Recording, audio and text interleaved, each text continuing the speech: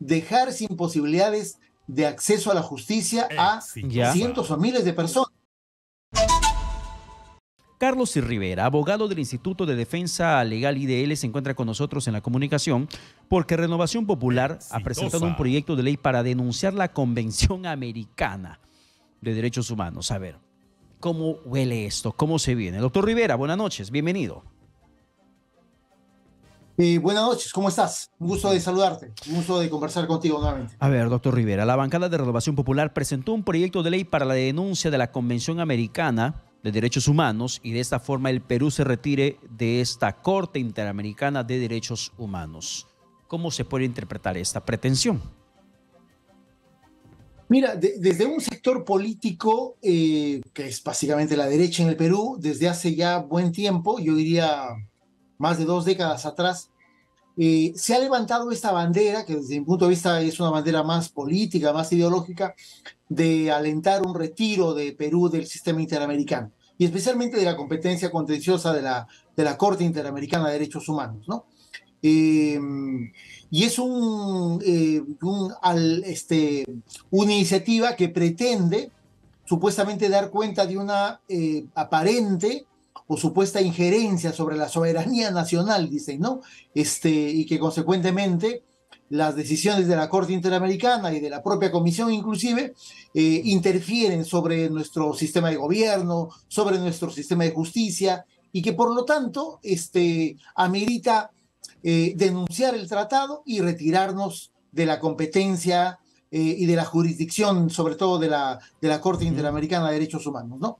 Desde mi punto de vista, esto, más allá de ser una bandera política ideológica, me parece que lo único que termina de representando es un afán, desde mi punto de vista, completamente ahistórico o contra la historia, en relación a que lo que se pretende en términos concretos, creo yo, es dejar sin posibilidades de acceso a la justicia a cientos o miles de personas. Pero, doctor que Rivera, entienden que de justicia interna no pueden conseguir justicia y acceden a un sistema supranacional. Pero, doctor Rivera, es bien sabido que también la gente cuando se pronuncia, por ejemplo, el tema de la permanencia de Perú en la Corte Interamericana de Derechos Humanos o dentro de esta convención del Pacto de San José, muchos se muestran a favor porque consideran que solamente saliéndonos de este acuerdo americano podríamos tomar otras decisiones en materia de lucha contra la corrupción, lucha contra la criminalidad, aplicando penas de muerte, entre otras cosas. Y Renovación Popular justifica esta pretensión sosteniendo que la finalidad es salvaguardar la soberanía e independencia del Estado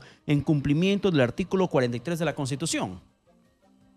Sí, mira, sobre este último punto, ¿no? Que es, digamos, uno de los pocos argumentos que se levantan en este texto que se está mostrando ahora en la pantalla, digamos, la Convención Americana es un tratado internacional en materia de derechos humanos, el más importante de la región interamericana. Es el famoso Pacto de San José de Costa Rica. Perú lo ha suscrito hace mucho tiempo, durante el gobierno militar de Francisco Morales Bermúdez, lo ha suscrito y lo ha ratificado. Y no ha establecido ningún tipo de reserva sobre el tratado o sobre la competencia de 2 de sus órganos, que son la Comisión Interamericana y la Corte Interamericana de Derechos Humanos.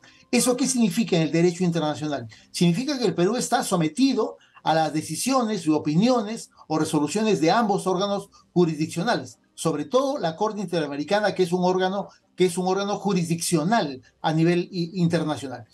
Y el tema de la supuesta soberanía, mira, en derecho internacional este concepto fue superado hace por lo menos 2 décadas atrás, o 2 siglos atrás, porque bajo ese argumento de que somos un país soberano, bueno, nosotros seríamos una isla. ¿Por qué acudimos al CIAD? ¿Por qué somos parte de algún foro internacional? ¿Por qué somos parte de Naciones Unidas? Es decir, ese argumento de la supuesta soberanía en realidad es un argumento muy trasnochado que simplemente quiere dar cuenta, decir, oye, estamos acá frente a un obstáculo para desarrollar políticas, como tú dices, anticorrupción o de sanción más grave a los violadores, como en algún momento se ha puesto, ¿no? Mira, en realidad no conozco ninguna decisión, ni de la Comisión Interamericana, menos de la Corte Interamericana, que haya sido un obstáculo para que el Perú defina algún tipo de política interna en la lucha contra el crimen, contra la corrupción o contra cualquier otro hecho de carácter delictivo.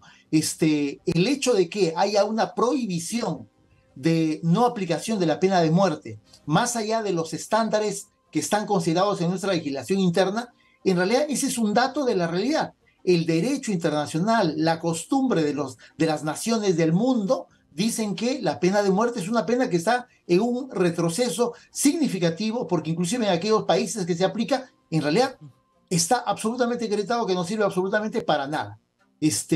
Creo yo que tras este planteamiento del retiro del sistema interamericano, en realidad más hay una postura política, más que un dato que nos haga referencia a impedimentos de ejecutar políticas internas o de tomar medidas internas para combatir algún hecho de carácter delictivo, como vuelvo a mencionar, ¿no?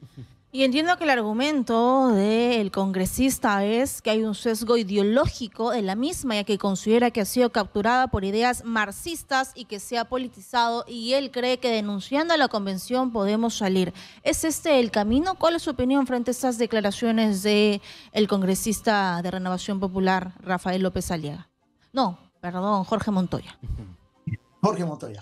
Mira, en realidad cuando los congresistas o políticos dicen que los informes de la CIDH o las sentencias de la Corte Interamericana tienen sesgo ideológico, en realidad siempre me quedo con la inquietud qué parte de esas decisiones. Nunca dicen cuáles, ¿no es cierto?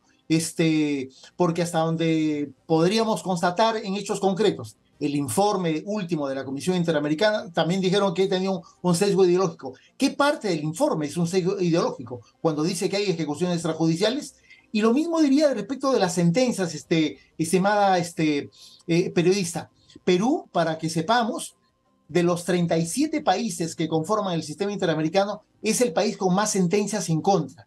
Tiene 53 sentencias en contra desde la primera sentencia que se emitió el año 97. La pregunta que hay que hacer no es por qué razón el Estado peruano ha sido tan sancionado por un Tribunal Internacional de Derechos Humanos. Mi impresión y la experiencia que tengo es por una razón muy concreta. El sistema de justicia interno no funciona y por eso la gente recurre a un tribunal internacional, porque hay un sistema de justicia nacional que simplemente no está protegiendo los derechos fundamentales de la gente y por eso la gente recurre, a lo cual la propia Constitución lo habilita. El artículo 205 creo dice, tenemos derecho de irnos a una justicia supranacional, ¿no?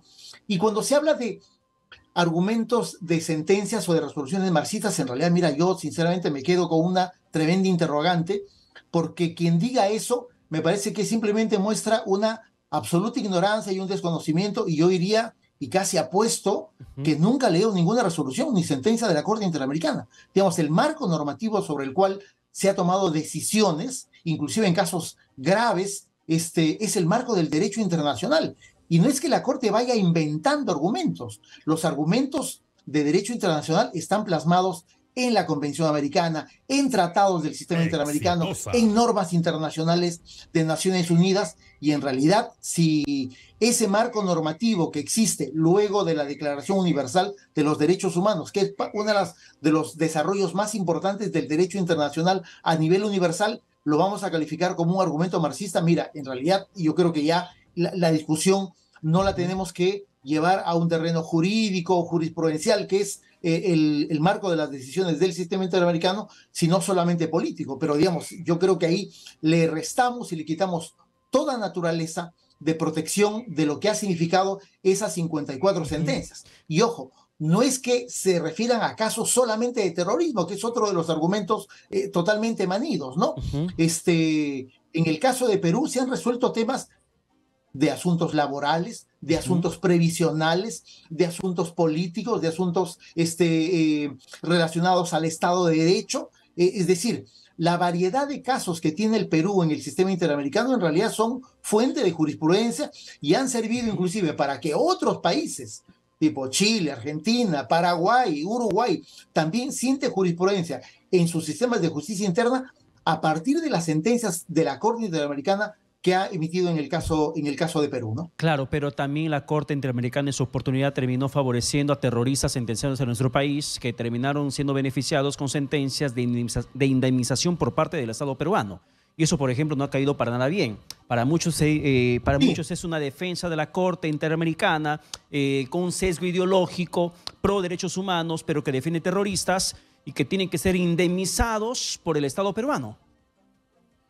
A ver, mira, yo creo que hay dos casos que de alguna manera marcan un poco la historia reciente de la jurisprudencia de la Corte Interamericana en materia de legislación antiterrorista, ¿no? Yo creo que lo que generó probablemente mucha controversia y generó una decisión de casi ruptura del pago de las reparaciones que dispone la Corte, sobre todo fue el caso de la matanza de Castro Castro, la que se produjo entre el 6 y el 9 de mayo del año 1992, en donde el caso que llega a la Corte es del asesinato de 41 militantes de Sendero Luminoso en el penal Castro Castro. Pero las evidencias señalaron de que esas personas fueron ejecutadas sumariamente. ¿Qué resolvió la Corte sobre eso? Efectivamente, determinar que el Estado peruano había violado los derechos de aquellas personas que estaban sometidos a su jurisdicción, es decir, eran internos de un establecimiento penal. La Corte ciertamente dispuso el pago de indemnizaciones no a los terroristas, sino a sus familiares. Hasta donde tengo conocimiento, esas indemnizaciones no han sido pagadas, porque esa sentencia se emite el año 2006, me parece que en noviembre de 2006, gobierno del presidente García, y a partir de ese momento el Estado peruano toma la decisión de no seguir pagando las reparaciones económicas dispuestas por la Corte Interamericana. Y probablemente el otro caso sea el caso de Lori Berenson, ¿no? ¿Por qué llegó el caso Berenson al sistema interamericano? Porque Berenson fue juzgada 2 veces. ¿Es posible hacer eso frente a una persona, tenga o no tenga un vínculo con el terrorismo? Eso está proscrito en el derecho internacional y en el derecho interno también. Tú no puedes ser juzgado 2 veces por los mismos hechos. En el caso Berenson se hizo y eso determinó una responsabilidad del Estado peruano. Ciertamente son casos, podríamos decir, cuestionables, son casos que no caen bien a la opinión pública, pero todo Estado, Perú o cualquier país del mundo, cuando firma un tratado de derechos humanos, también firma sus compromisos fundamentales respecto de disposiciones del debido proceso.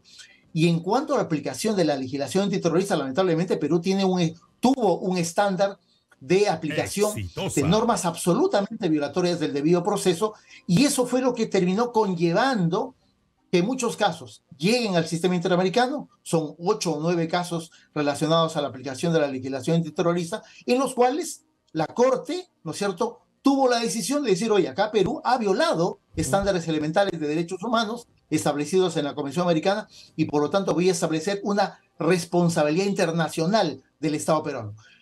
Eso ha pretendido ser generalizado. Hablo de 8 o 9 sentencias de un marco general de 53 sentencias vinculados a otros temas.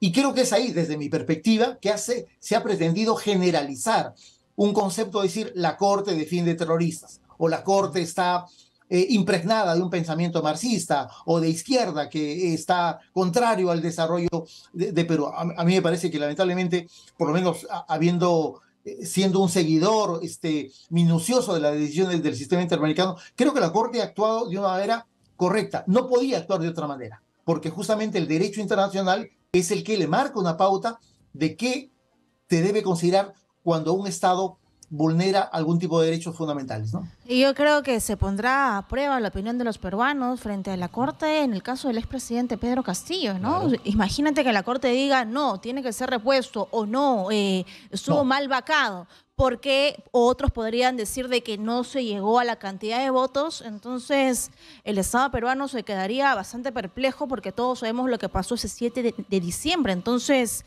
¿no le parece a usted que si lo ponemos a la opinión pública, muchos peruanos van a decir, bueno, válido ese proyecto de ley, queremos escuchar un debate en el Congreso?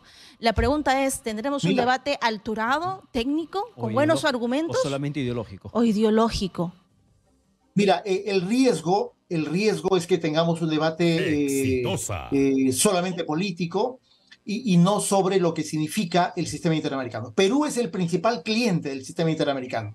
Eso hay que evaluarlo adecuadamente. ¿Por qué razón la gente está acudiendo al sistema interamericano? Es decir, le vuelvo a decir, desde mi perspectiva, la gente acude y no acuden los políticos, en el caso de Castillo ahora lo comento, sino acude la gente común y corriente. La gente creo que está acudiendo porque no está encontrando justicia o acceso a la justicia en la sede interna. Y por lo tanto encuentra una suerte de puerta de escape o de solución a esa búsqueda de justicia en un tribunal internacional. No es fácil. pero hay algunos casos. Perú me parece que tenía alrededor de 6.000 o 7.000 denuncias, todas contra el Estado, obviamente, ¿no? De esas son 54 o 53 las que han llegado a tener sentencias a nivel de la Corte Interamericana de Derechos Humanos. Y respecto del caso Castillo-Ninosca, hay que leer el informe, Katiuska, mil disculpas, el informe reciente de la Comisión Interamericana señala que lo que en el Perú se ha vivido es un golpe de Estado, ¿no? Y quien ha perpetrado ese golpe de Estado es Pedro Castillo. Por lo tanto, yo veo en realidad poco probable. Yo diría que no hay casi ninguna posibilidad de que la comisión termine de transformar un caso de Castillo como un caso que tenga alguna posibilidad de llegar a una instancia como el de la Corte Interamericana de Derechos Humanos, ¿no? Bien, doctor Rivera, muchas gracias por la comunicación alcanzada.